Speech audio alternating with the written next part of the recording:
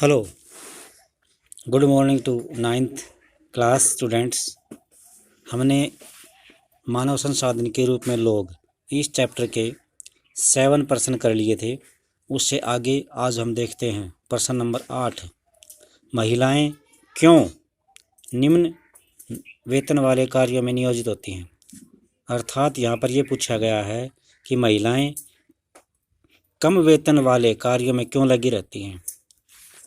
इसका आंसर है शिक्षा तथा कौशल बाजार में किसी व्यक्ति की आय के मुख्य निर्धारक होते हैं। अर्थात किसी व्यक्ति की शिक्षा और काम करने की कुशलता किसी व्यक्ति की आय के मुख्य निर्धारक होते हैं।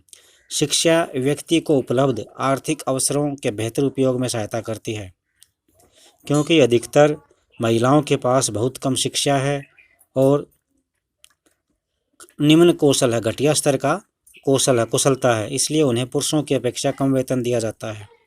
अधिकतर महिलाएं वहां काम करती हैं जहां नौकरी की सुरक्षा नहीं होती और कानून की सुरक्षा भी नहीं होती।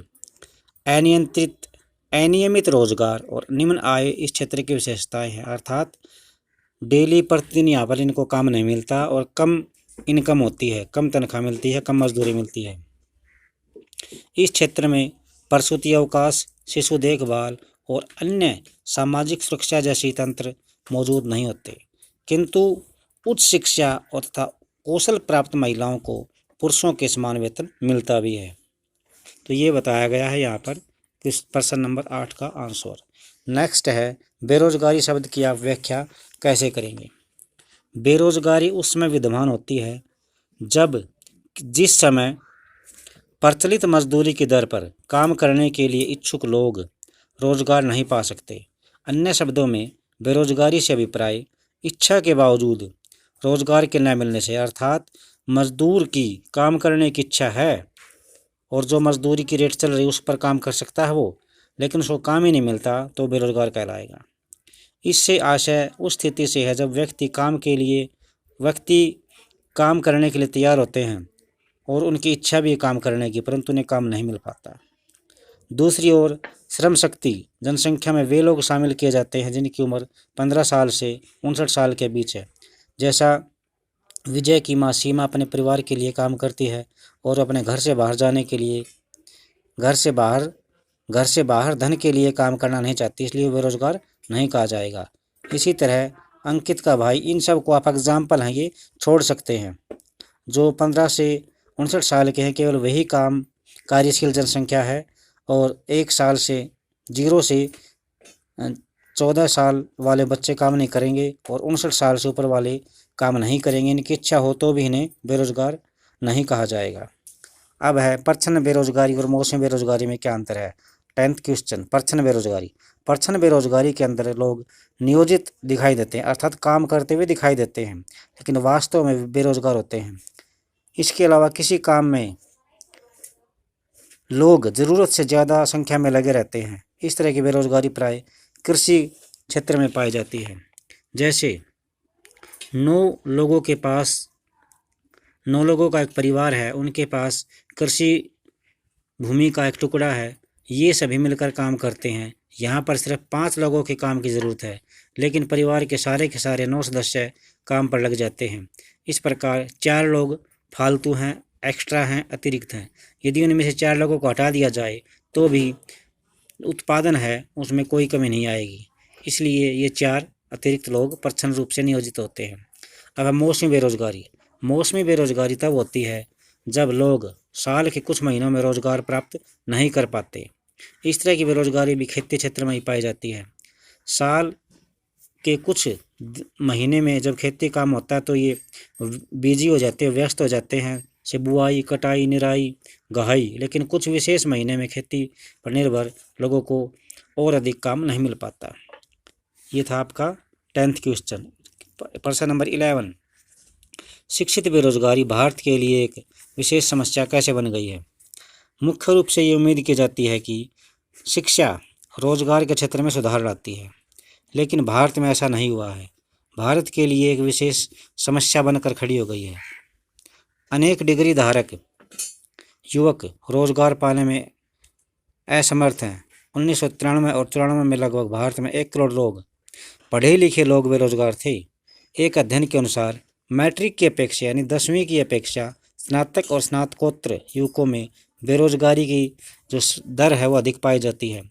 एक विरोधाभासी जनशक्ति सामने आई है कि कुछ विशेष श्रेणियों में जनशक्ति के आधिक्य के साथ ही कुछ अन्य श्रेणियों में जनशक्ति की कमी विद्यमान है।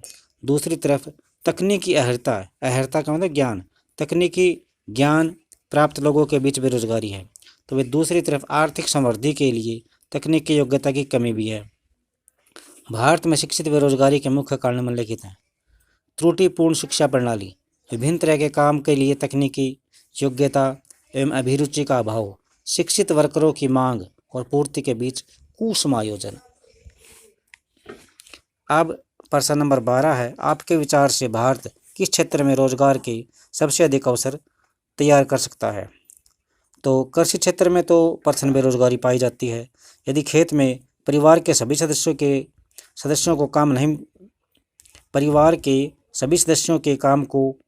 काम की ज़रूरत भी नहीं होती है, तो भी प्रत्येक व्यक्ति उसमें भाग लेते हैं। खेत के काम में साझेदारी और उत्पादित फसल में हिस्सेदारी की भावना ग्रामीण क्षेत्रों में बेरोजगारी की मुश्किलों में कमी ला देती है, किंतु इससे परिवार की गरीबी कम नहीं होती। इसलिए प्राथमिक क्षेत्र में लगे लोग इस अधिशेष जो एक्स्ट्रा मजदूर हैं, मजदूरों को विनिर्माण और सेवा क्षेत्र में जाना चाहिए। यद्यपि द्वितीयक क्षेत्र में छोटे पैमाने पर होने वाले विनिर्माण मजदूर का सबसे ज़्यादा अभिशोषण है, अर्थात वहाँ पर पैसे कम मिलते हैं, काम ज़्यादा लिया जाता है। फिर भी इस क्षेत्र में रोजगार अवसरों की बढ़ाने की बहुत ज़्यादा संभावना है। इसका कारण है कि भारत में पूंजी का अभाव है। जनसंख्या का अधिकतर भाग ग्रामीण क्षेत्रों में रहता है। रोजगार के अवसर तृतीयक क्षेत्र विशेषकर जैव प्रौद्योगिकी, सूचना प्रौद्योगिकी के क्षेत्र में बढ़ाई जा सकती हैं। नेक्स्ट है भी, क्या आप शिक्षा प्रणाली में शिक्षित बेरोजगारों की समस्या दूर करने के लिए कुछ सुझाव दे सकते हैं? ये नीचे कुछ सुझाव दिए गए हैं। नंबर 1 है, भारतीय शिक्षा प्रणाली को रोजगार प्रदान करने वाली होना चाहिए। नंबर 2 है, व्यावसायिक शिक्षा पर अधिक बल दिया जाना चाहिए। आरंभ से ही छात्रों को व्यावसायिक शिक्षा पर जोर दिया जाना चाहिए, जिससे कि वे अपना खुद का कार्य कर सकें। तीसरा है भी, एक ऐसी शिक्षा योजना तैयार की जानी चाहिए जिसमें शिक्षित युवाओं को बेरोजगारी की समस्या का न झेलना पड़े।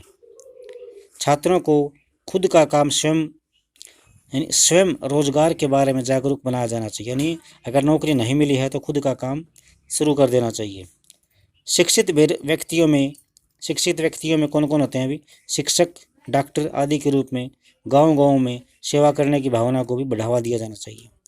रोजगार सूचना और मार्गदर्शक प्रदान करने वाले संस्थानों का विस्तार किया जाना चाहिए।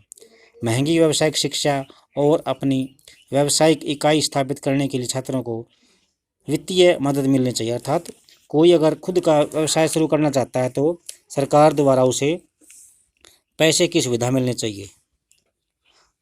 क्वेश्चन नंबर था 14, क्या आप ऐसे गांव की कल्पना कर सकते हैं जहां पहले रोजगार का कोई अवसर नहीं था लेकिन बाद में बहुत आयत में होगा? ये प्रश्न आप अपनी तरफ से लिखना भी, इसमें किसी भी गांव का एग्जाम्पल दे सकते हो। आज से 20-25 साल पहले बोंद का एग्जाम्पल दे सकते हो आप। यहाँ पर कितनी दुकानें खुल चुकी हैं, कितने नए जो है उद्योग धंधे खुल चुके हैं। आप यहीं का इसको पढ़ करके और अपनी तरफ से बनाना ये प्रश्न, ताकि आपके भी कुछ नॉलेज का विस्तार हो। तो ये सारा का सारा आप खुद लिखना इस प्रश्न को अपनी तरफ से। लास्ट प्रश्न है आपका, किस पूंजी को आप सबसे अच्छा मानते हैं? भूमि, भौतिक पूंजी और मानव पूंजी। आंसर है, हम भौतिक पूंजी को ही सबसे बड़ी पूंजी मानते हैं। मानव पूंजी श्रम और भौतिक पूंजी से बहुत ज़्यादा श्रेष्ठ है और इसलिए इस प्रकार कारण है। अन्य संसाधनों से भिन्न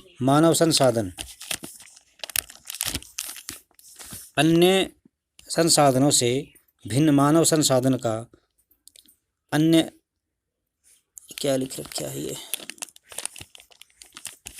एक मिनट में।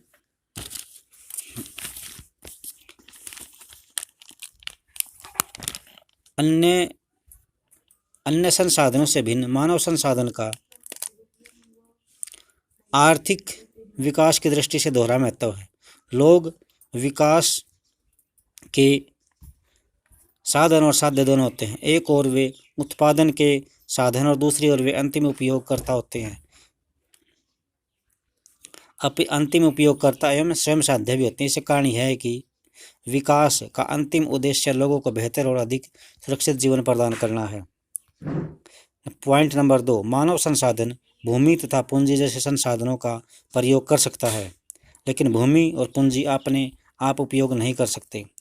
तीसरा है, मानव संसाधन की महत्वपूर्ण विशेषता यह है कि अधिक शिक्षित और अधिक स्वस्थ लोगों के लाभ स्वयं उन तक सीमित नहीं होते, अपितु इसका लाभ उन लोगों तक भी पहुंचता है जो खुद पढ़े लिखे और स्वस्थ नहीं हैं।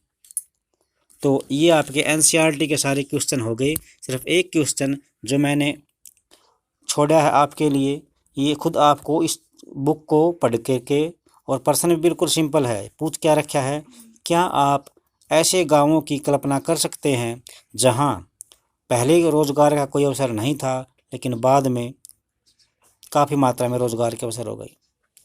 आप जैसे यहाँ पर बोन में एग्जाम्पल दे सकते हैं।